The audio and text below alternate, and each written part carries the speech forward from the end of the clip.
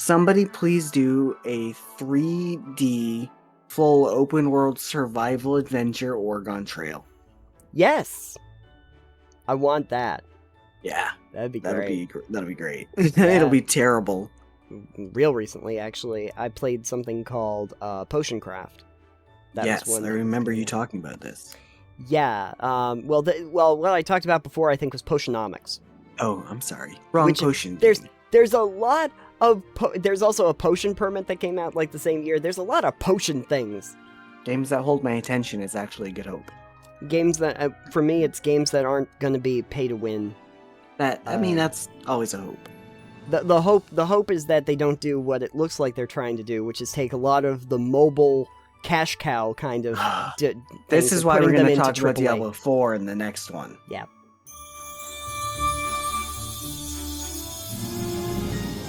Well, hi everybody, and welcome to the Total Pebble Knockdown Holiday Extravaganza. Extravaganza is definitely what it'll be. Yeah, and I'm Nathan.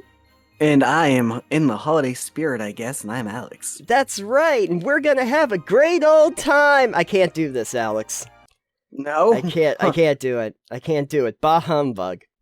Bah humbug. Screw the holidays. I'm done with it. I'm already done with it. It's not even the holidays yet. I can't do it. I can't do it. Fuck this. We're out of here. I'm surprised you didn't just walk off screen. I can't. I have the earbuds. I'm kind of screwed. I can't even move, Alex. I can't even leave the studio. It's such a stressful time. And it is covered in snow, so... Yeah, there's so much snow outside. Now I gotta plow that. It's annoying. This is an annoying time of year. Let's just all admit it. I've been admitting that for 35 years. Yeah, well, good. You know, everybody else is catching up. December's my least favorite month. When you have a birthday in the month of Christmas, you suddenly decide December sucks. Yeah, you got screwed out of this too. Everybody did. It's stressful. We got to come up with these Christmas specials. It's annoying. It's annoying. Good thing we've got a good writer. We don't have a writer. Oh, right. They went away for the holidays too. That's right. Damn you, Cratchit. Anyway. Okay. You know what? I think we should just all go home. I think we should just cut the whole thing, guys. We're just cutting the whole thing. And we're gonna, unless we get visited by like a few spirits that are going to make us remember how wonderful the holidays are, I don't think we can do this. All right? Just go to a cut. Ah, Alex! You sound scared, Nathan. I did. I saw ghosts. Ghosts? I did. Shaggy? I did. I saw ghosts. There were 4 of them. 4 ghosts? Yeah. What'd they look like? They looked like, sheets, but like rounded sheets. And they had names. And they were called Blinky and Pinky and Inky and Clyde. I think they were the Pac Man ghosts. Oh, did they try to eat you? They did. Then I found a big pellet. And I chased them away. But before I chased them away, though, they told me that we would be visited by the spirit of gaming past, present, and future to teach us about the true meaning of gaming this time of year, I guess. The spirit strange. Well, they didn't really speak very well. Like, they mostly spoke in wah, wah, wah, wah, wah, and I had to interpret it from there. Yep. Makes more sense now. Yeah, exactly. So, besides that, I think I kind of understood what they were going for. Okay. I think we're going on a trip back to the way, way long ago to explain what was great about our life before in the past times. During the Royal Game of Yes. Is that too far? I've Is never... that too far back? Oh god, no, that's too far. We can't go that far back. Probably inside of our lifetime. I think that would make more sense. Okay. Alright. So let's do that.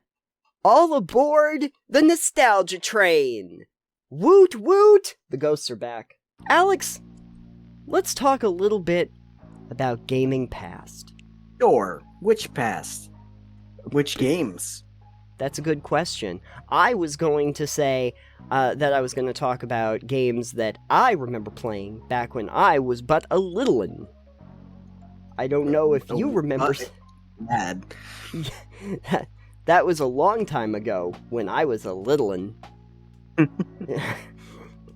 I remember playing card games. That was like the big thing for me once upon a time. Oh Cards. yeah, back before these thing-dangled video games. Yeah, well, even when I had video games, because I would learn how to play Hearts from Mom, and Dad taught me how to play cribbage, and then there was, of course, like Mancala, some good old classics. Sounds like your parents just needed someone to play games with. Pretty much. I'm pretty sure that's the only reason I'm alive.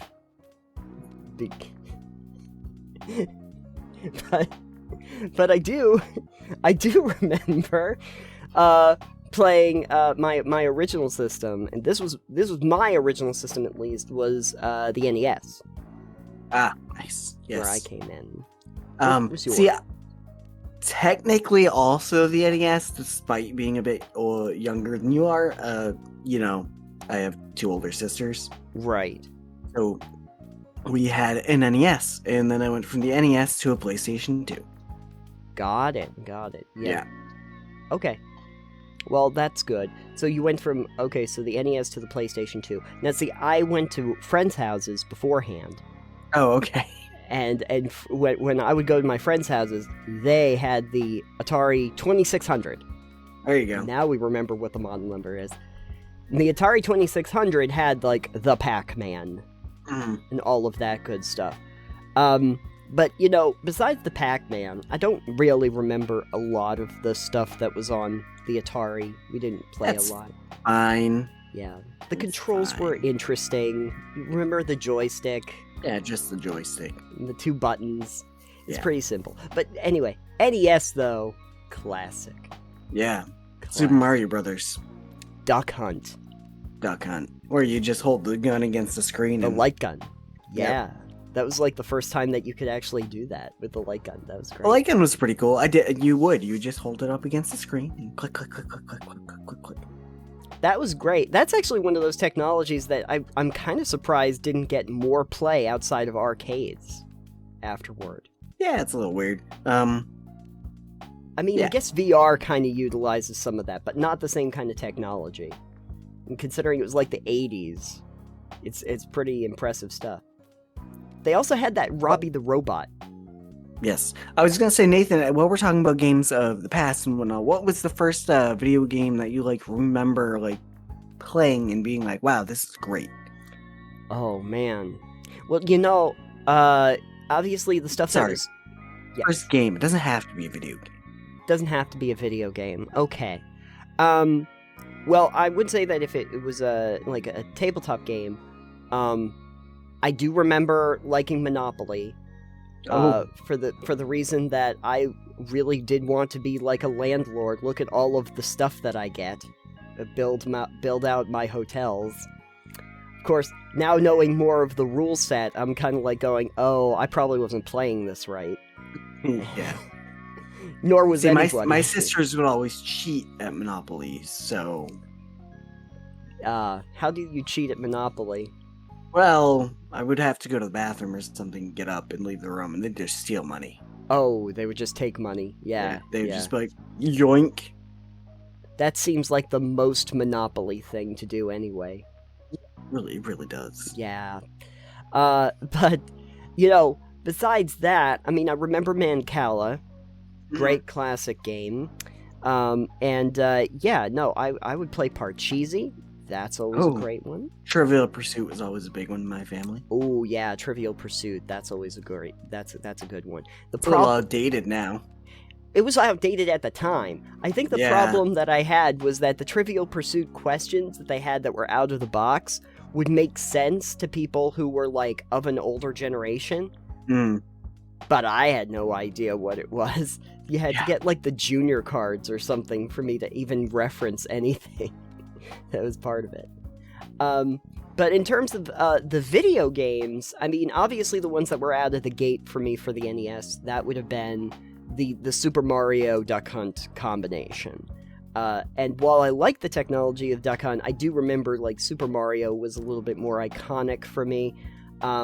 What I really remember, though, is that after I got the Duck Hunt and the Super Mario, like, my parents probably played more Super Mario than I did.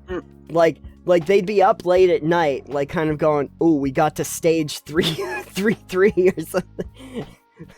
While I was asleep, they would talk about it. So I think that by the time I really got around to actually playing something, it was probably like Super Mario 3. I think by the time 3 came out, that was really the best of the 3 Super Mario games. You got the overworld, you could actually move around the board, there were power-ups that were really cool, you got the Tanuki suit, that was, that was... I played some of that, because I did have the NES, but I actually got a computer, probably around when it was Windows 95. Oh, yeah. You know, my parents had got me, I think one of the guys my mom worked with had helped and got a computer. So my first video game on computer was actually Command & Conquer Red Alert. Oh. So that game holds a lot of nostalgia for me. And so when they remastered it recently and they did it with the old graphics and new graphics, and they actually got some of the old people that worked on it from Westwood to work on it, that work at, I think, Petroglyph now. They formed a new company after EA bought it. I was like, oh, I'm getting this. Right. So, yeah, my earlier games are like Nintendo and then like Command & Conquer Red Alert. Right. When I got my computer, the first computer, I had an old, like, Power Mac once upon a time. And I remember, even before that, I'm going way back, I had a Tandy. Remember the Tandies where you had CDOS commands that you would put into it? Yes. There were some games loaded on that were not good. They were not great. I don't remember what my parents had, but they had one of the old MS-DOS computers too, way back when. So we definitely had some floating 3.5A and 5.5 floppies that had some of the shitty text-based games on there, and I'd try to play those, you know? Yeah. Oh, that reminds me, because, like, back in that day, too, in school, they would have the old computers that took the big floppy disks. Mm-hmm. And so I remember a few things from that. There was, like, Math Muncher. Do you remember the Muncher games where you had the little muncher that would have to go around and you'd have to, like, munch the correct equations? Stuff like that. Vaguely. Yeah. Are we going to consider, like, Typing Tutor as a game? Probably not. I'd prefer not to. I mean, Unless it's like Steam. Typing of the Dead. that might count. Although, one thing that does stand out that I remember we did have in school was Oregon Trail. Yes. I think that was 5th grade that we had to play that when we were learning about the Oregon Trail. Mm-hmm. It's kind of great that they actually had those in school, because that was actually like a fun game. Yeah, and now we have games like the Oregon Trail. Yes! Because we've grown up and become cynical now. But, yes, I saw a t-shirt one time that I liked a lot that was called, You Have Died of Dysentery and Velociraptors. And it had the Velociraptors on. I think it was like Jurassic Trail. Nice. Yeah. How about I've died of Dysentery Raptors? Dysenteraptors? I like that. Dysenteraptors. Dysenteraptors, yeah. Somebody's got to make that game.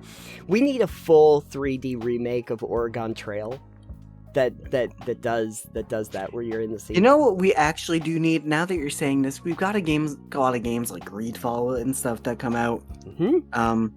Somebody please do a 3D full open world survival adventure Oregon Trail. Yes. I want that. Yeah. That'd be great. That'll be great. Yeah. It'll be terrible. It would be terrible, yeah. But it'll be fantastic. It would be, yeah. That's the game that we all want. Not the mobile inspired ones that I've seen lately. So, please, yes, give me the survival game that is just the Oregon Trail. If somebody's not working on that, I'm very disappointed. I'm very disappointed.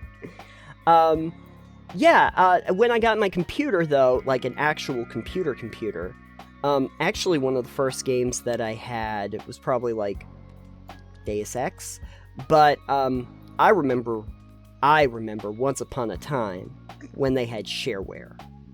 And so a lot of the old games that I used to play beforehand were from, like, Ambrosia Software or from Spiderweb Software. That would be, like, the old classic CRPGs or, like, Escape Velocity, some of the ones that were outgrowths of the arcade games, because they didn't really go to arcades very much. They kind of went out of style. Yeah, they hit their peak in, like, the early 80s, and that's when I was born. So, there you go. Yeah. Been to some arcades, but that was much later. Much later. And for what you get for prizes and tickets, I probably not really worth it. But good for anybody who was playing it. Sometimes I would see Brick out at, like, pizza parlors and stuff like that. That was fun. But, yeah, I mean, the first games that really grabbed me, like, my real attention would have probably been something like Escape Velocity, that was from Ambrosia, Baldur's Gate, like the original Baldur's Gate, when that had originally come out, and, Deus Ex, which at the time ran so incredibly slowly that I was basically just waiting for about 10 minutes between loading screens, where I'd just be like, well, I'm gonna go someplace and then come back. Which is why it became like a benchmark game for me after that, where it's like every time I got a new computer, how well does Deus Ex run on this?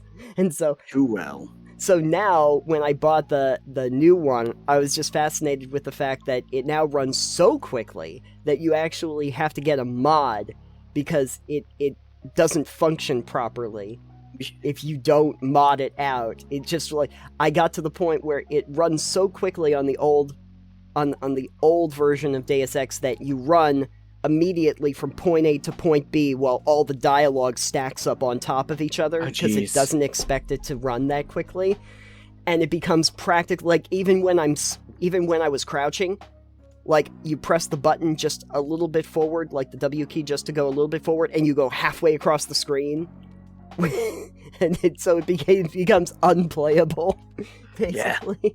Yeah, pretty much. So I was fascinated by that, but, I would love to do it when I was like, oh, cool, I got a new computer, I get to play Deus Ex again, and then it's fascinating to see the level of technology go through, where it's like, oh, I get the 3rd generation iMac instead of the 1st generation, now I only wait 5 minutes, now I only wait 2 minutes, it's even better now, so that was always a fun thing for me, but, out of, like, your first, like, what do I want to say? Don't know. Words, potentially.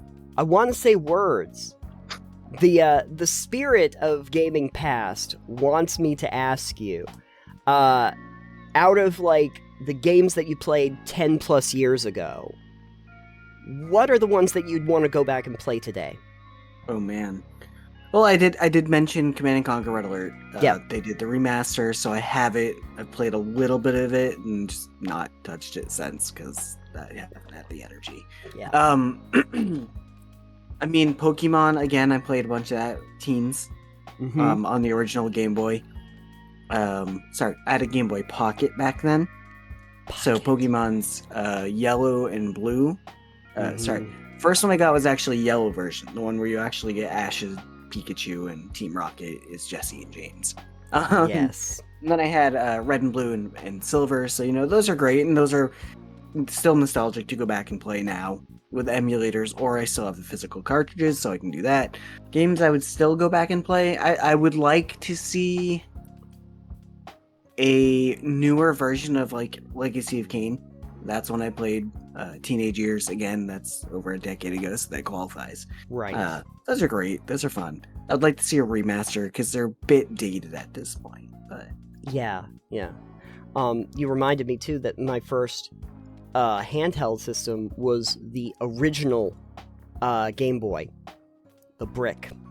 Yes. And that was given to me by my Aunt Carmen, who's unfortunately no longer with us. But Carmen had gotten obsessed with Tetris on that system, and to the point where then she showed me, and I was playing Tetris, and she said, "You know what? It's probably better if you have this because I can't stop playing it. So you take the system. It's yours now." And so from there, I played things like Pokemon and everything past that. But yeah, Tetris is still a pretty addictive one to play. Lots of Tetris variants these days. So. Yes, they have one that got a lot of attention just a year or two ago. But games that I would go back and play that I haven't already... Deus Ex. Well, yeah, we already know that I'm going to do that because I did. No, the ones that I think I played were some of the older RPGs when it suited me. Surprisingly enough, actually, the ones that I go back to are still like some of the Fallout games, because it's kind of scary to think, but like Fallout 3 was back in 2008. Knights of the Old Republic was like 2004. Fable, I've gone back to play Fable and some of those other games, and those were back in the early 2000s. In terms of what I found though that is kind of interesting is that games that came out in like the 90s are very difficult to play for me now, when they used to be real simple. Like, they used to be real easy. One, because I'm not used to the controls anymore, but they become so outdated that it's kind of hard to... we've gotten very used to the modern conveniences of gaming. Yeah. And so going back to it is tricky. Well, I did that when I played the Diablo 2 remaster, whatever they called it. Resurrected, thank you. When I played that, and I was like, okay, they updated the graphics, but they kept the gameplay very much the same, and it was just, wow, this is still cool like I remember, but also some of these little inconveniences are really annoying, where in a modern landscape, that wouldn't be an issue. Can you conceive of the fact that we played like for hundreds of hours in Diablo 2, knowing the controls? I remember going over to my friend's house, and he would have Diablo 2, and we would sit there.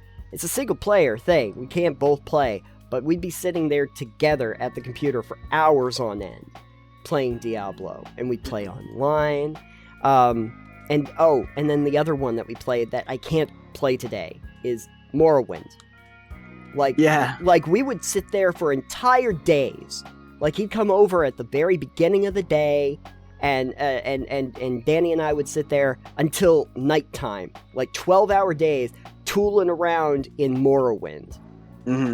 I can't do it now. No. Because the framework of Morrowind doesn't work for me anymore. I can't go through those logbooks trying to figure out what the hint was.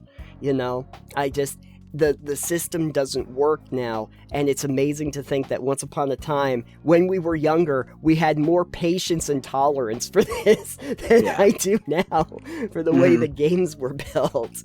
I can't do it anymore. I suppose that's something that gets lost over the course of time, is just your ability. Maybe because we just have so many other things that we're doing on a day-to-day basis that maybe. Like once upon a time when they told me that there was a game that was like hundreds of hours long that you could get immersed in, I was like, cool. Now I think, ugh. Yeah. Once upon a time, excellent. Now it's like, ugh. I don't have the time for this. This is going to be like, with as much growing time up as I... sucks.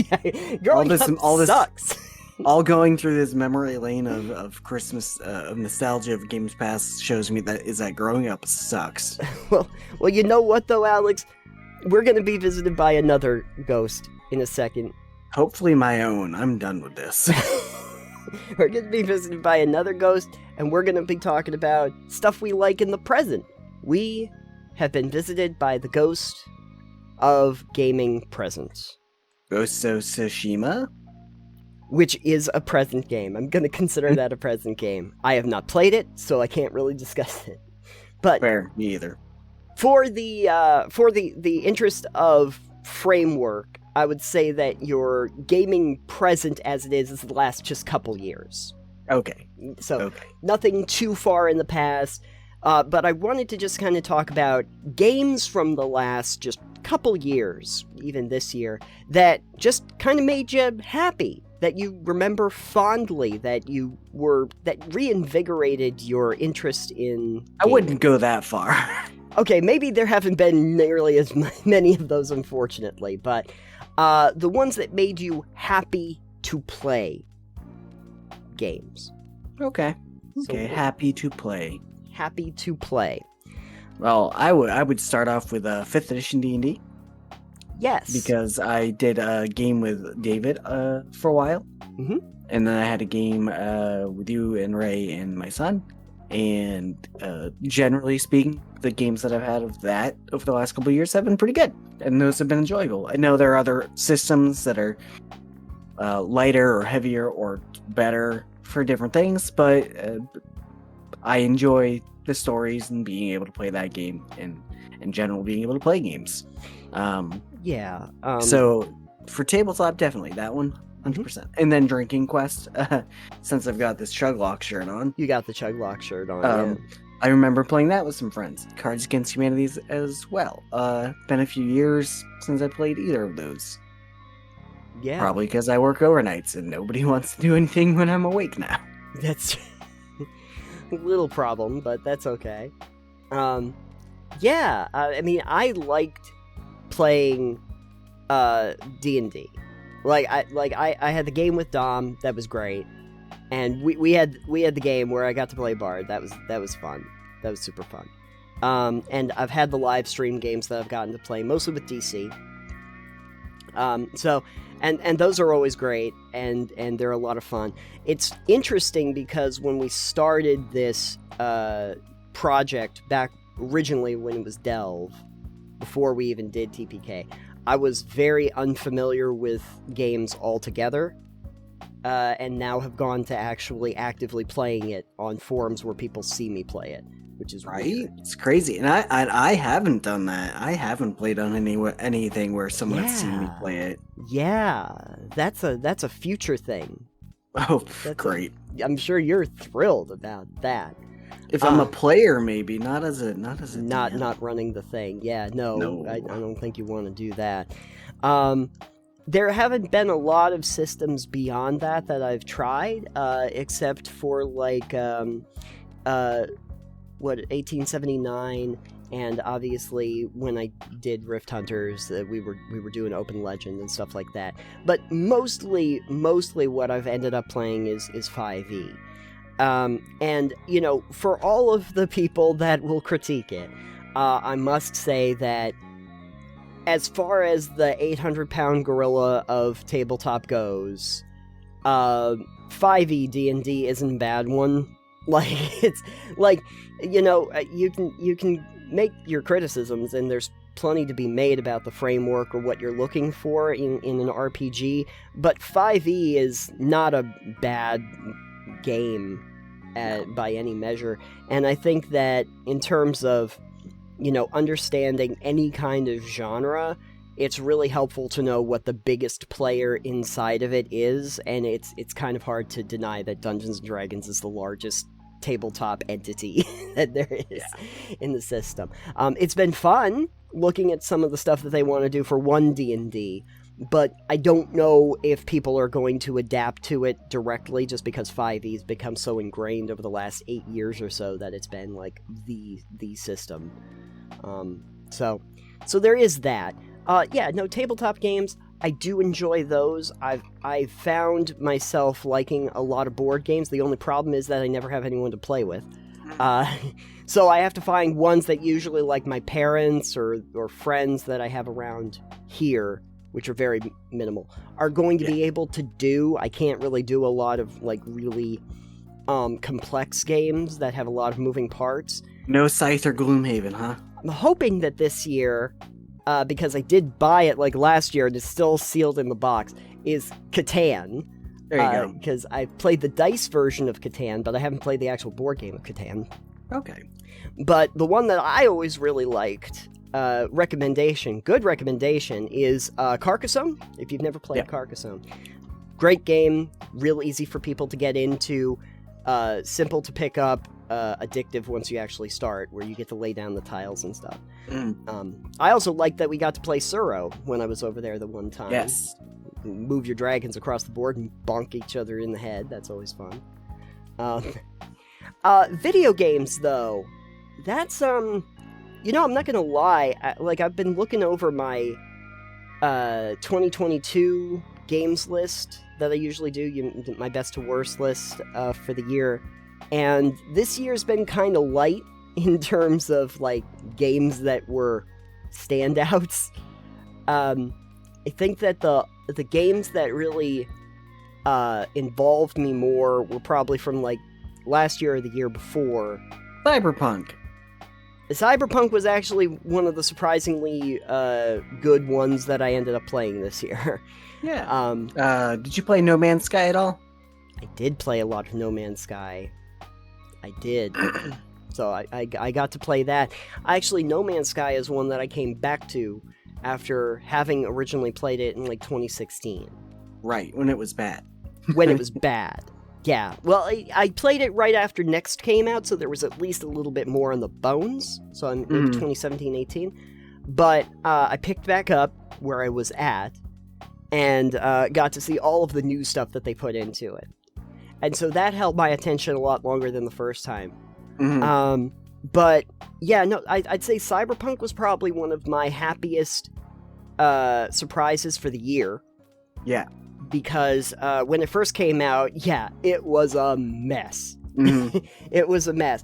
But having gotten to play it now, and I'm so happy that I didn't play it earlier, playing it now really reminded me what you can do with an epic RPG, because they have been sorely lacking in the last few years. We haven't really gotten... Yeah. But, I mean, you played it, I played it. I liked the world building. I liked the scope, the general scope that they were trying to go for, and the ambition of the project. I just wish that it hadn't come out before they had done more actual work to it to make sure that it was indeed polished. But yeah, Cyberpunk was a big enjoyment for me. I would say that Psychonauts 2, out of the last few years, is one of the ones that I'd put up there in my favorite games. There's very few. That and Spiritfarer, I realized, because I'm putting together a list of my top 20 favorite games. Not best games, but my personal favorite games. Well, you don't have to spoil your list if you're doing that, so... Right. But I guess what I would basically say is that in that, there's only really a couple that came out in the last few years that are on that list. Yeah. Most of them are a lot older. Yeah. A lot of the games I've played a bunch of are a little bit older. Yes. I mean, the last year or two has been No Man's Sky... did a fair amount of Cyberpunk, Farming Simulator 2022. We played that for a bit, and then you tried it with us as well. We just broke the physics of the game. We just made horses fly. Yes. Let's see. The Hunter Call the Wild, one of the strange hits for me. I haven't played in a while, but oh yeah, hundreds of hours of hunting, and it's what? Yeah. There was some surprise, Vampire Survivors. I didn't think I was going to play for any length of time. I won't play it because I don't want to have to tell people they're right. You don't want to get sucked into that. No, trust me. It's devastatingly simple, and then before you know it, you've wasted most of your life. So yeah. Here's a good one that Ray got me early for my birthday, and we've been playing a bit of. Actually, is Pokemon Scarlet. Since the new gen Pokemon games came out. And surprisingly, aside from some performance issues on the Switch's half, because it's not the best system, it's not that powerful. surprisingly really good. Mm. It feels. I don't know if you played Arceus. No. I don't have a It Switch, takes- so. Oh, fair enough. Hmm. So it takes the Breath of the Wild type formula Mhm. of open world exploration, Yeah. which Arceus did as well. Except this time it's actually more like a mainline Pokemon game. So there are Pokemon battles and trainers, and you can change their movesets, and breeding is back, and all the stuff that I was hoping would be in Arceus that they took out because it was a lot lighter exploration focused game, and they put it back in to this, and it feels like a real Pokemon game now. Like Arceus was fine. I liked what they did. Yeah. But this one is just it's good. It's solid. There's gyms, there's a Pokemon level story, Yeah. which is to say it's not the greatest story, but it can be. It's in line with Pokemon games. Are you trying to be the very best like no one ever was? Well, this one gives you more options. It's gotcha.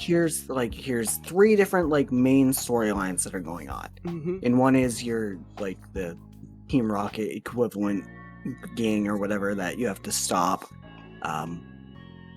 One is the gyms, and the other is there are these Titan Pokemon and these mystery herbs that you have to do.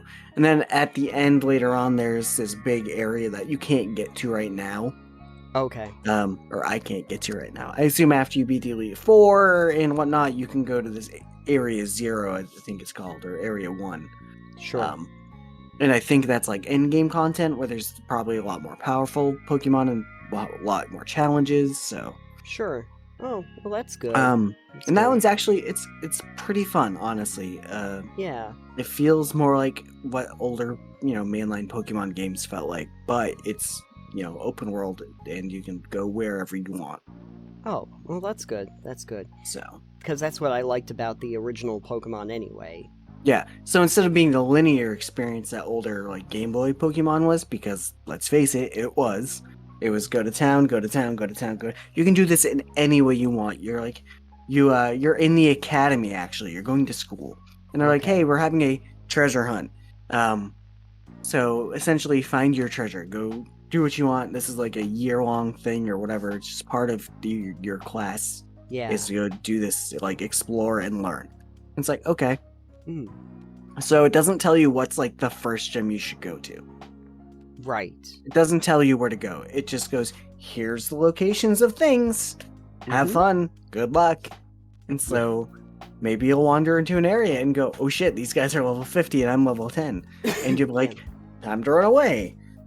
Perfect. And I think that's great because it's okay, well, now I have to be smart. Or and you can see all the Pokemon in the wild, so you can just evade most of them.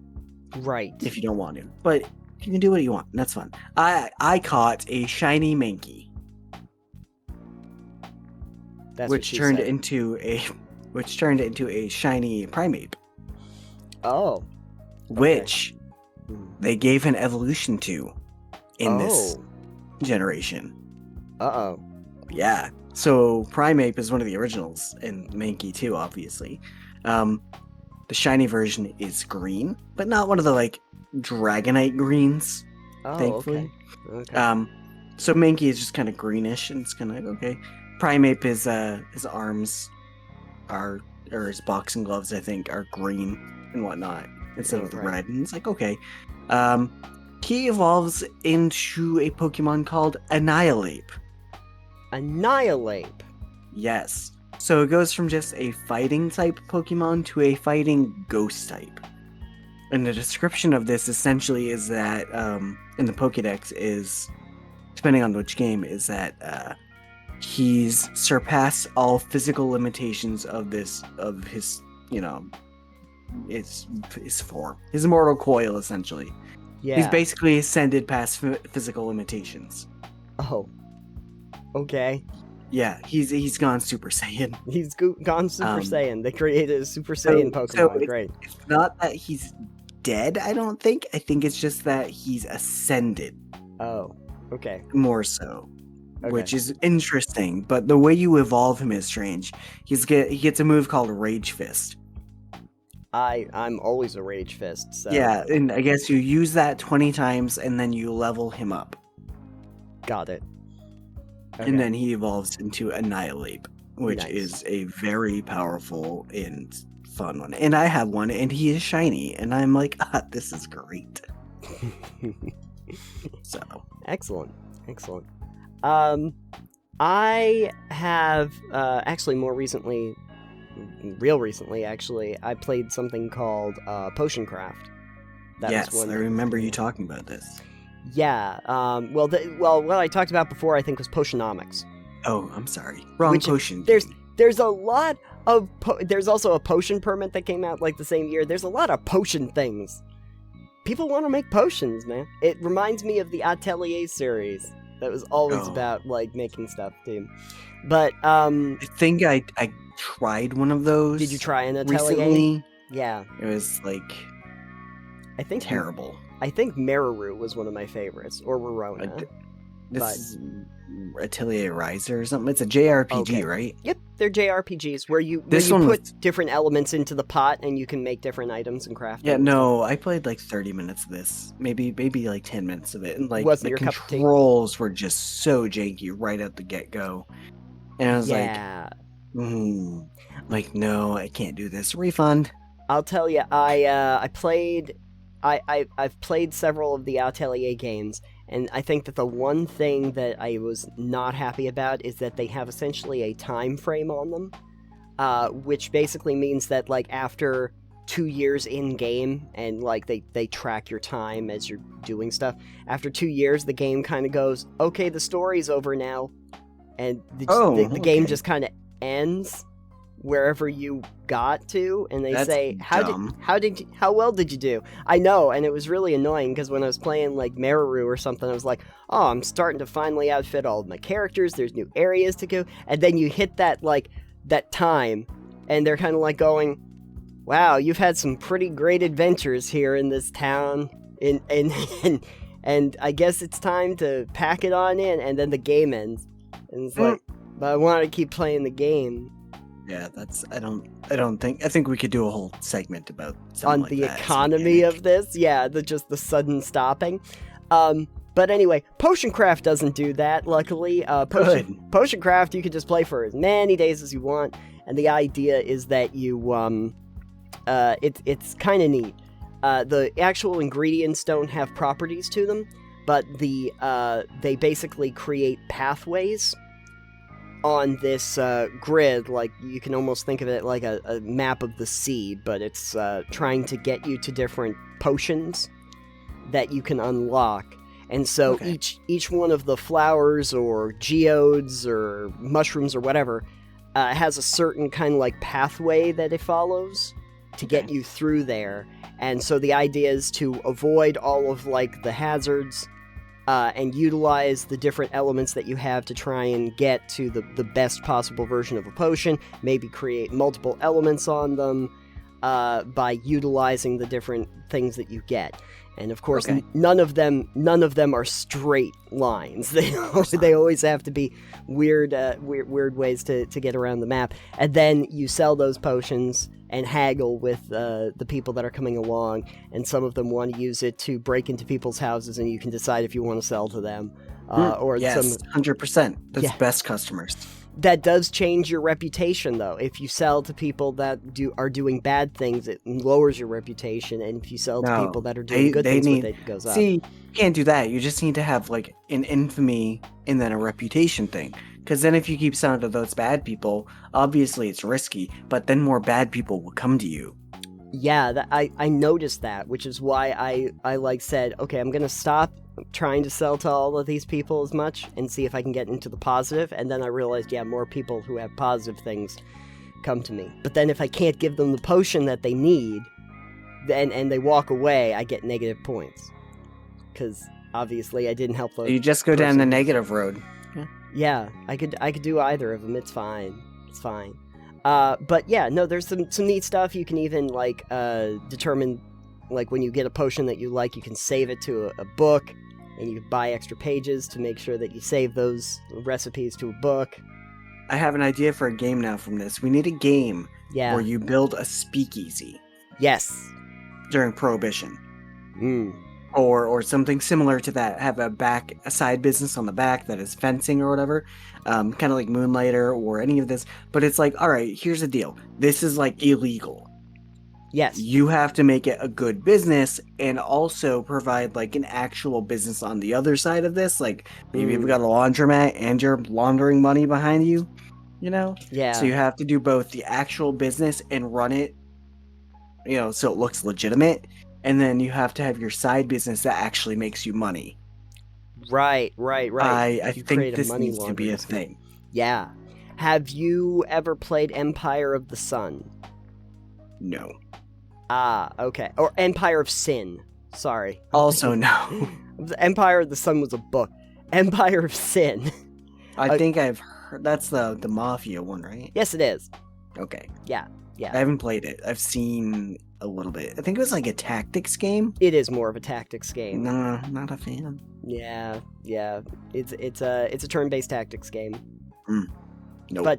But in that you Hard do pass. Yeah, but in that you do take over businesses and set up actual speakeasies and distilleries that you have to run and try to stay, away from the law enforcement so that you can produce stuff and deal with the other mafia types and stuff. But probably not exactly what you're thinking of. However, let's see, in recent years, I would say that specific genres ended up making me happier. Like we talked a little bit about some of the Souls-ish games, and I just got another one that I'll talk about once I play it called Hellpoint, which just to kind of give you the elevator pitch, imagine if you're on a space station and these Cthulhu-like cosmic horror monsters came down onto it. There's that. I think we talked about that with the Slender Clown. A little bit like Slender Clown, but they like made a game out of Slender Clown. Think about that for a second. They should pay us for it. Yeah, they really should. It came out a couple years ago. I think that we can't really prove intellectual property, sorry. We can date that back a bit. Yeah, we'll figure out a way to redate that. Anyway, yeah, a lot of those that I've been enjoying, and then also the cozy games, because I really do have a problem when it comes to cozy games.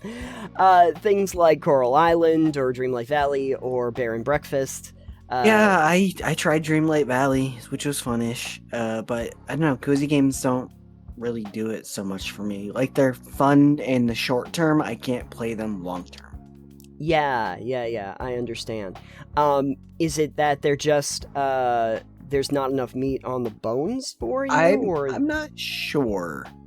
Yeah. I'm not sure. Okay. Because I know recently you played Satisfactory with us. Right. And that's not a cozy game, but like I technically. really enjoy it. There's the exploration, a bit of combat, there's all the building stuff and whatnot. And that to me is fun and can be exciting, and I can do a lot of stuff. But then you get, games where it's just you're growing, farming, or getting food and going through like a slice of life type games. Yes, the slice of life type games. I don't know. Like The Sims is one thing. Yeah. Because that's just hilarious most of the time. Right. I don't know. The cozy games don't really do it the same way for me. I don't really know what it is. I feel like maybe it's too mundane. Maybe. Okay. Yeah. There was one that I did play that I probably had higher interest in, though, than a lot of them, which was like Slime Rancher 2, which actually kind of falls into that same category. But I don't know. I think there's more exploration and like platforming in that makes it a little bit more substantial for gamers that don't necessarily like. But I mean, the main mechanic is still, hey, you can get these slimes and you can put them into their little pens, and you can collect their plorts for money. And you can combine them in different fun ways and build out your ranch and go on little missions and stuff. But at the end of the day, it's also, an exploration game, and, going around and discovering things, jumping all over the place. But I really like those games. There's something oddly satisfying about saying, hey, here's your farm. Here, and you have a farm now. Sure. And just kind of I've played many hours of Farming Sim. Oh yeah. The only thing I wish with that is that, the farming is fine, but I wish there was actually like again, this is an issue I was talking about you with Timberborn, is that I wish there was some sort of like story campaign type deal. A goal.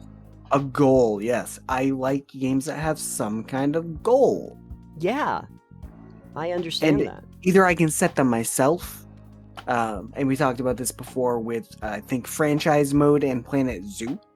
Yes. Which isn't so much there's a set goal, but it's not sandbox. Here is, you have actual money you need to worry about, and you have to do all this stuff, and actually, you've got the goals of running a zoo looming over your head, so taking care of your animals, making sure your guests are happy, and making money. It's not just unlimited for your own sandbox. So even though it's not here's your goal right here, like this is the goal you want to reach, it is a goal of have a successful zoo doing what you want to do. Right. Yeah, no, that's fine. I played a Let's Build a Zoo, which is also kind of like in that genre. Yeah. And, they give you a handful of goals where the different people will come in and say, hey, can you do this? Can you have this many people in the park at one time? You'll get a reward for it. Some basic stuff. But, I like that.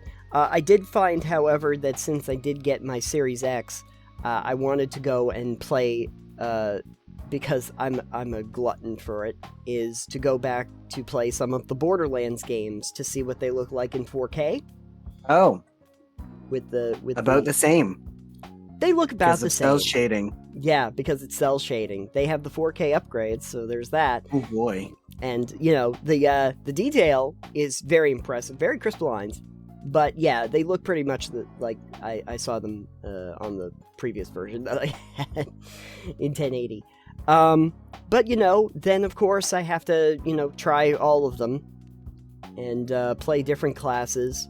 And it gave me mostly an opportunity to play some of the Sirens, because I never did that originally. Okay. Lilith and Maya and those, and see how those play. Amara, when I tried Borderlands 3 again, it's like, oh, okay, I'll see how the Sirens play, and overall, Sirens are powerful. Yeah, very powerful. And it also reminded me that Borderlands 1 is rough. Bad. Yeah, that's the reason I didn't play it. Right. Just in terms of the way that they tell you data for like the guns, it's very limited compared to like what happened in Borderlands 2. You actually gave me more numbers that I can actually utilize, or like the different skill trees got way fleshed out by the time Borderlands 2 came out. The first one, not so much. Very rough. So yeah, I got my nostalgia trip on from that. There you go. But now I'm realizing every time I try to boot those up, I fall asleep. So I think I'm going to have to try playing something different. Enough trying to get loot explosions. I need to do something different. So there's that. But overall, were you impressed with anything that you played this last year? Oh, I don't know. Yeah. Cyberpunk, maybe, when it was finally fixed. Same. No Man's Sky. No Man's Sky was pretty fun. That's in the last year or two. Yeah, I mean, they made a lot of improvements to those games. It's good. Games that came out specifically this year, it's minimal. I don't know what came out this year, so exactly. No idea. Fair enough.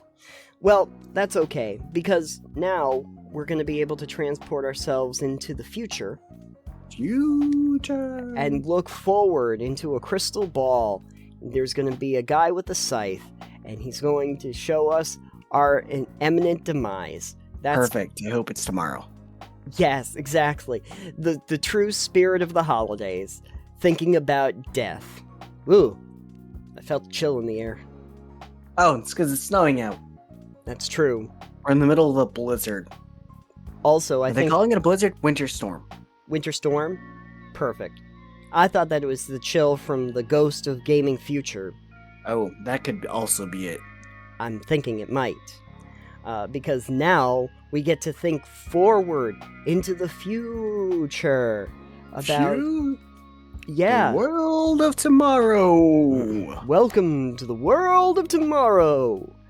And in the world of tomorrow, we think about games that are yet to be. Yes. And I'd prefer not to focus on VR. Yeah, no, that's okay. Because okay, fine, whatever. But for me, personally, I don't think it's going to be a big thing. So mostly I wanted to discuss, like, things in the future that we were looking to do or play. Yeah. So, starting with just some tabletop stuff, I've made mention of it. I don't know if I've mentioned it on one of our recorded shows, though, which was that my plan this coming year is to run a game probably on our Discord channel with some people that might be interested in it. Probably doing Kids on Bikes, if I can get a copy of it. Right now it's a little bit hard to find one in print that isn't on the secondhand market. There is also the possibility of doing either Teens in Space or Kids on Brooms, which are from the Renegade Studios 2, same basic system. Something that's going to be rules light, that's going to be easy to set up, and most importantly, something that you could probably do in, like, single session mystery kind of stuff, so that if individuals didn't show up for something else, it's okay. You kind of have self-contained stories that you don't have to do over long periods of time. Nice. More episodic stuff, which would be good. Something a little faster and more interesting that way. I've been looking at a lot of different systems that have much more honed and much more basic rule sets than, like, a 5e or definitely a Pathfinder. Anything like that. Although I did try to look at Pathfinder and I was like, wow, I'm out of my depth here. But I've been looking at that. I've seen some other ones, like Blades in the Dark is one people have talked a lot about. Gumshoe is an interesting system that has some really interesting frameworks around it. So stuff like that. Yeah. Been looking at that I'd like to try and play more of. We'll see if any of those end up bearing weight. But that would be the goal for the coming year, at least. Nice. Coming year would be to play something like that. Do you have any tabletop things that you're hoping to do? I'm hoping to get both of the games that I backed on Kickstarter at some point this coming year. That'd be good. Avatar: The Last Airbenders RPG they did. Yeah. Which, they had booted Satine Phoenix from that entire thing. Yes. Thankfully. Yeah. And I wonder what that was about. I have no idea. Okay. And then, yep. The one David Somerville did with Atlas Games for 5e as a setting, which is playing Gia. Still waiting for that as well. Mm-hmm. Looking forward to Primordial setting for D&D. That looked fun. I have a copy of the PDF for that, and I think Avatar too. But if I'm gonna read a rule book, I don't want to do it on the screen. So right. Yeah. I'm waiting for those. Not a lot of other games I've really looked into. I've been really kind of out of that specific field for a little bit this year. I don't know. It's just very weedy sometimes. Oh, and then I have another one. I backed something by Chris Bissett. I think it was in Quiet Dark. Oh, yeah. So I'm waiting for that too. So those are a couple things I have incoming eventually here that I'd like to get. Right. Quiet Dark, I think, is probably going to be coming to you sooner rather than later. I'm hoping. Yeah, I've seen some rumblings. There was a delay, so. Yeah. Oil and stuff. Yeah, all of the shipping lanes, etc., etc. But yeah, I haven't really backed anything of late. The last thing I think I backed was Coral Island, and I've gotten to actually play the early release of that. Oh, yeah. Although they have indeed been putting out a lot of like content updates. There's like a whole road of content updates for the next year or so. So Well, that's good. I've been kind of, waiting to go back to play it until some of the bigger content updates come in. And I talked a little bit about the fact that it definitely has some missing content pieces that it needs to work on. But luckily, they're still working on it. They have plenty to go. So I don't think I've really backed anything else on Kickstarter that's going to be coming out that I can remember. Yeah, I don't typically back a whole lot on there anymore. Right. Part of that is because I don't want to wait 2 years for a product I paid for. Yeah. And a lot of them, if they have any, weight behind them, usually end up becoming available on, like, Steam, or maybe you can even buy them in part of a backer kit once they come out. Yeah. So it's not as big a thing. Like I noticed too with like Coral Island is like what I paid to be like an alpha backer is pretty much what I would have paid now that it's just like released. And I didn't really play the alpha, which in retrospect I probably should have played the alpha in the year lead up where I had it available. That would have been fun. I currently have access to, I was telling you before, the Rogue Traders alpha, and I've played a bit of that. Yeah. There's nothing like really terrible about it that I've noticed so far, so that's good, but I haven't played nearly as much as other people have. Right. I go back and forth on the games I play. Right. So. Wasn't there another alpha that you had been playing beforehand? Wasn't what? Wasn't there another, like, early release one that you played before Rogue Trader? Oh, Inquisitor Martyr? Oh, maybe it was Inquisitor Martyr. That wasn't in the alpha or anything like that, but I have beta access to it. So whenever they have beta stuff going on, I can hop into that and check it out. Oh, okay. Give them feedback and stuff. I still have access to that, even though I haven't really been doing anything with it for a while. Right. So the one guy I talked to that was working for New Accord is no longer working for them because he had a better job. Oh, okay. For some reason, I thought that you were able to play a little of Diablo 4. Oh, yeah, I played the Diablo 4 beta. It is coming out in June. It's coming out I'm not buying it. Okay. We'll, maybe we'll discuss that on the next episode. Yeah, actually, we should talk about Diablo 4 a little bit. Yeah. That's a good one for next episode, end of the year, spectacular, that we're doing. Yeah, we'll discuss that in more detail. Yeah, so we have a little bit of understanding of some of the games that are going to be coming down the pike. Mostly, though, I'm just kind of looking forward to, some of the ones that are on my Steam wish list, like Nightingale is going to be an interesting one for me. That one does look interesting. I think I'm going to enjoy that one. Greedfall 2. Oh, they're going to do Greedfall 2? Oh, Spiders is really cranking them out. They had Steel Rising this year. They're going to be doing the other one. There's a few that are going to be coming out that look really interesting. I can't say that there's a ton that are like going to be big, massive. I can't wait to see what happens with it kind of games. I wish that there were more. I talked a little bit about like Plasma looks kind of interesting. Manor Lords is going to be coming out, and I'm like, okay. There was one that I just saw that's going to be coming out in 2023 called Pal World. I don't know if you've seen that one. No, I haven't. Maybe we'll look at it together at some point. It looks okay. It's I'll send you a link. It's something. It's something. And then Dune Awakening actually is going to be coming out at some point, which is like survival game, but like in Dune. Yeah. Which is Dune is a survival game. Dune, by its very nature, is a survival game, so it makes perfect sense that they're doing that. Do you have to do the walking on the sand that specific way? I don't. Oh man, I really wish that they did actually have those, because there are going to be the giant sandworms. Yeah. You are. I don't gonna have remember what giant it was. sandworms. I've never read Dune, and I haven't watched it because oh boy, that's a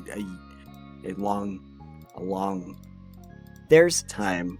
there's so much lore around Dune. It is hard. Like, I saw the most recent movie, and there's going to be a second part to it. How And, long was the recent movie? 2.5, 3 hours, something like that. I would fall asleep before the end of that. Surprisingly, I had no problem staying awake for it, though. I lay down and want to watch something that's 30 minutes long and fall And asleep. you fall asleep. Yeah, I know. That happens more and more to me, too, now.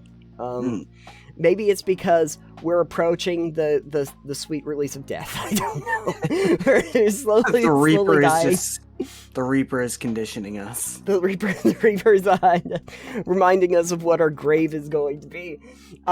So yeah, no, there's a few in the real short term that I'm looking forward to. But nothing that I'm necessarily holding my breath until I can get my hands on it. But I'm gonna be interested to see what they do with some of these. Actually, I'm looking at some of Dune Awakening, and it's looks beautiful. I'm not gonna lie, looks really nice. Whether it ends up being good, I don't know.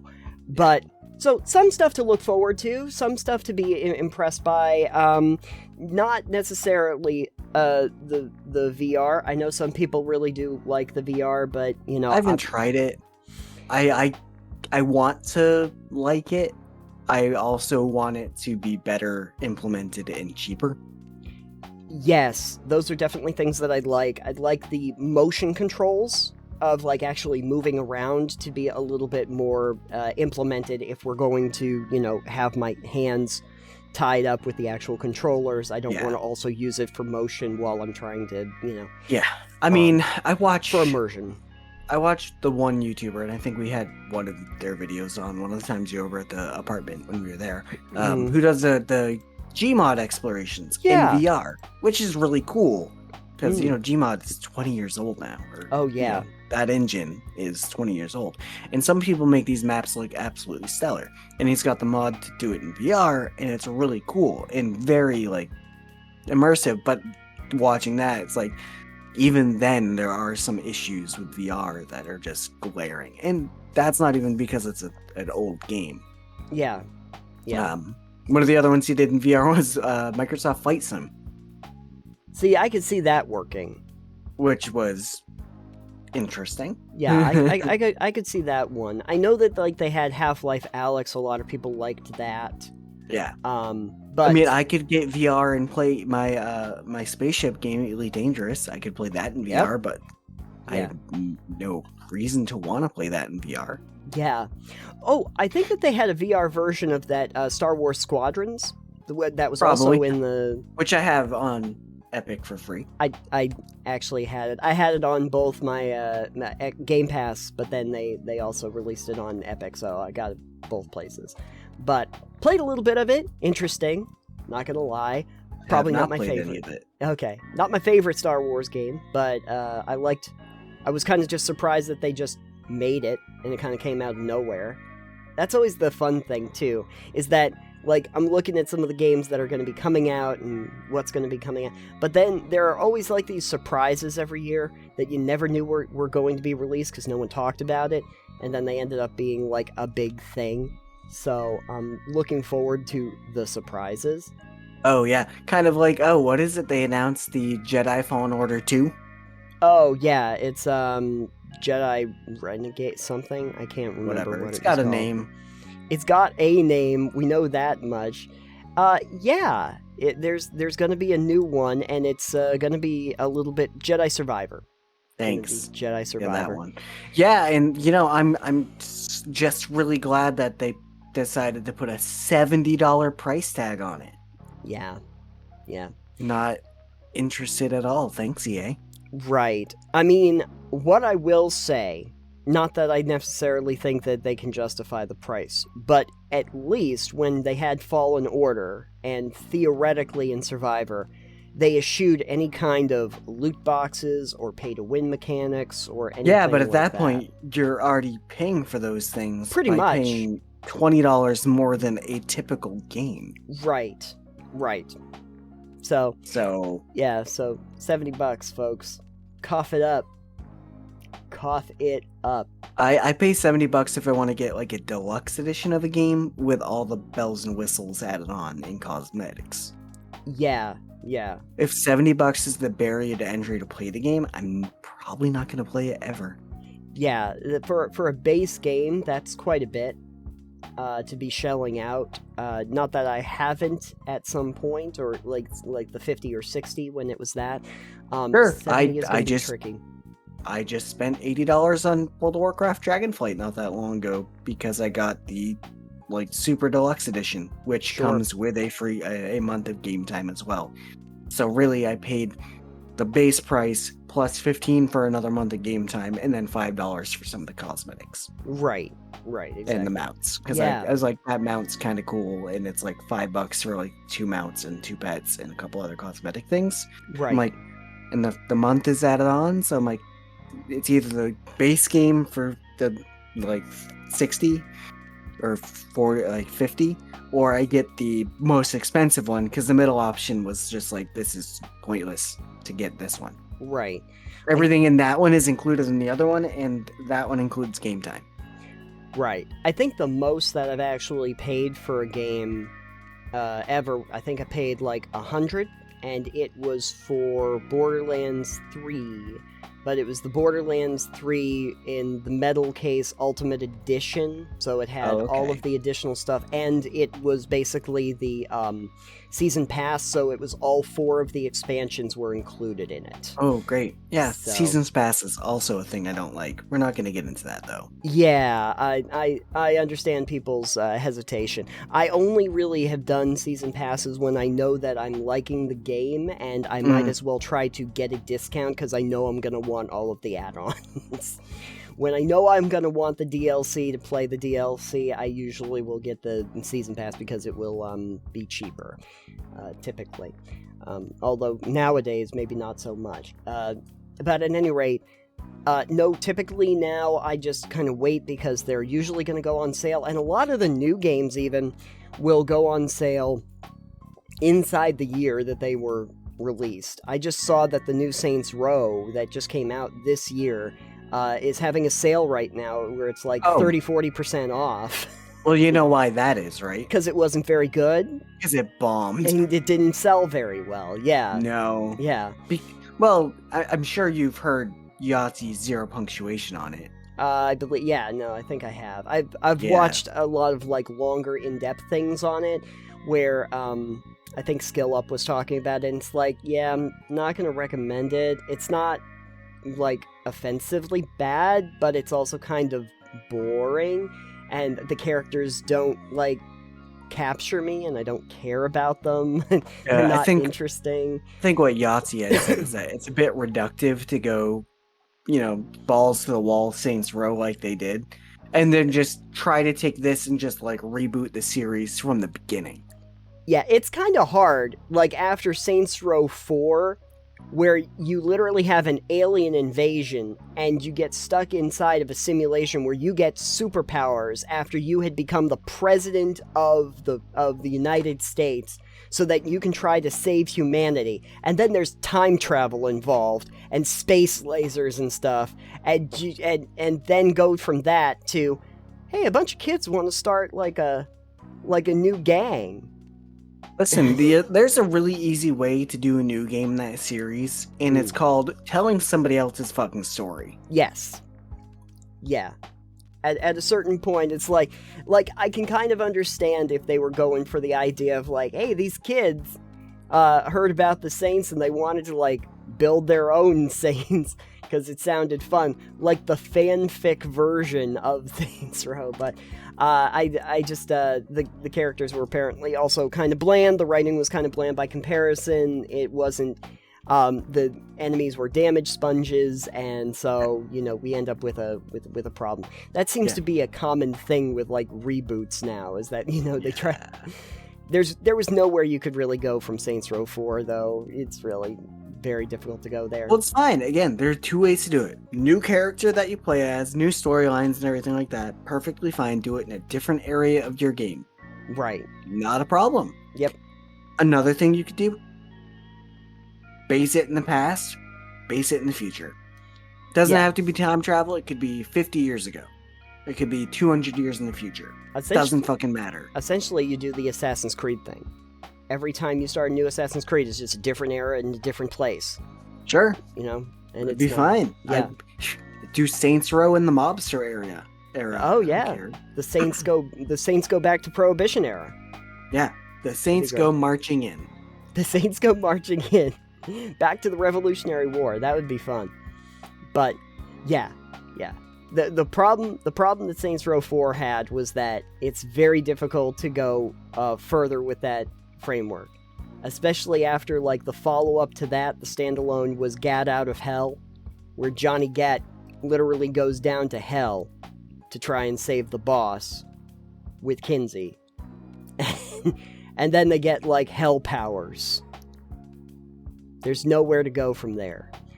But at any rate, what are your hopes for the future of gaming? Games that hold my attention is actually a good hope. Games that, for me, it's games that aren't going to be pay to win. That's always a hope. The hope is that they don't do what it looks like they're trying to do, which is take a lot of the mobile cash cow kind of. This is why we're going to talk about Diablo 4 in the next one. Yeah. Yeah. Yeah, we're going to have to do that. So we're hoping that's the case. Other things that I want more original IPs. I know that one of the reasons why they reboot a lot of series is, quite frankly, because the big gaming companies want a safe bet for something that has name recognition, so that they know that they're going to theoretically sell stuff on the back of a license. It's the same reason why you have sequels to movies. Cinematic universes. It's the same thing. It's like you hope that you have a built-in audience. But the problem is that it eventually becomes completely stagnant and people lose interest in it over the course of time. Yeah, kind of like them rebooting God of War. At least with God of War, they actually had something to do. like at least with that one and the more recent Ragnarok, and it looks like they're probably stopping that story. From what I've heard, I haven't played it, but that Ragnarok is like the end of that like the end of this story arc. That they knew that they weren't going to wear out their welcome with many different iterations. There's only so many times you can hear Kratos go, boy. Yeah. I mean, I would like to see new original IPs. The ones that I was just mentioning are kind of original IPs, some of them. So I want them to be good, and I want them to be substantial so that we can play other new things, and not just a copy of a copy of a copy of something that we played 20 years ago. So I'm hoping that stuff happens before the Spectre of Death comes to claim me. There it is! Ah! We froze again! No, we're good. We're good. The Spectre... We should have had the Spectre of Internet Death. Always looming over the horizon. Always looming over the horizon. Sorry, always looming over the Verizon. Yes! Perfect. That was crazy. We got visited by spirits. Are you feeling... And it's not even Halloween. It's not even Halloween. It is Halloween. Wait, no, wrong song. Wrong one. Oops. Yeah. I don't know if anyone told Charles Dickens that the ghosts are supposed to be for Halloween. They can't be for Christmas. It can be both. Nightmare Before Christmas proves this. This is true. But anyway, yeah, no, we got visited by the spirit of games. Do you feel any better than when we started? I feel like a weight has been lifted off my soul. Yes, it's or elevated. It's just my soul leaving my body. It's non-corporeal now. Yes. Yeah, perfect. Well, I think, though, that we have reinvigorated the spirit of the holidays, somehow, theoretically. Theoretically. Yeah, but hey, in the meantime though, if anyone out there was interested in learning more about Total Pebble Knockdown, the spirit of TPK, or anything else that we talk about, Alex, where could they go all year round? You can find our spirits over at, or you can raise your spirits perhaps, and maybe the undead, over at totalpebbleknockdown.com. That was a different series we did. that was a series we did a couple months ago if we were raising the dead. But that's okay. You can find that over there too.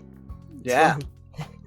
And hey, if you want some extra little gifts all year round, you can even join our Patreon, because we have some bonus content over there, and we have early releases of full video versions of these episodes before they even come out, and all the other content that we put over there, so that's fun. Or if you would like a little gift for yourself or someone else who you think is a total knockdown, check out our merch. We got shirts, hats, I think there's a mug, and we have our cool Bone Zone t-shirt, because who doesn't need to, have a dating app for the undead? I gotta pick myself up one of those Bone Zone t-shirts. You really should. It's a conversation starter, if nothing else. Yeah, I gotta get me one of those. Maybe it's not gonna arrive before Christmas, but, maybe before the New Year, if I'm lucky. No. Okay. Probably not. No. But, new present, new year. Maybe we need to get another version of that shirt. Yes. That says something on the back. Yeah, you just got boned. well, so, it's wanna get boned? Yeah. The Bone Zone. Yeah. A shirt that nobody asked for from a gaming opinion and commentary podcast. Swipe down for bones. Anyway, if you would like to follow along with anything that we do, we are on various social media networks, and you can usually find me at Titanium. You can find me at EXP Limited, wherever I am. And you can find our show over at Pebble Knockdown. At Pebble Knockdown, exactly. More recently, I actually started setting up a little Instagram for us where I can put some of the short videos, and we can, tell people about some of the new video releases. So if you're over there, we're Total Pebble Knockdown, obviously. It's easy to find us. So, join us for any of those. I think kind of like the short form content works really well, because also we get those nice graphics because of our art designer. Yes. It's nice to be able to show some of that stuff off on a format. So at any rate, yeah, you can find us on any of those places. If you listen to us on any of the podcast apps, please rate, review, subscribe, wherever it is applicable. And we always appreciate hearing people over there, because some people have actually probably not realized that we actually do the podcast. A lot of people have been coming from the videos more recently, that they've watched those and didn't realize that it's part of a podcast we actually do. So, yeah, we do a podcast. That's a thing we do. It's not just those silly shorts that you watch on Saturday, which a lot of people apparently watch. So, you should just post this as a short. Just post the entire episode as a short. No, just this one part where you're talking about the podcast being a thing. Oh, yeah, we should do that, yeah. On the 12 days of Delvemas. It's not Delve anymore. 12 days of Pebblemas. Whatever it is. Yeah. So thanks for joining us on that. Thank you for joining us on the Total Pebble Knockdown Holiday Extravaganza. We've gotten our holiday spirit back. Great, now give it a shot in the skull. You gotta appease the Reaper somehow. I love that the whole, a takeaway from Scrooge was, hey, I'm gonna die one day, so screw it. It's kind of great. Anyway, we're hoping that you get visited by some friendly ghosts, maybe Casper, on this holiday season. And thank you for joining us. Hope you have a warm and merry one, and we will see you on the next episode. Good night for now. And to all a good night. Wait, that doesn't work. Bye. To Merry Christmas to all, and to all a good nightmare before Christmas. See what we did there? And cut. And cut.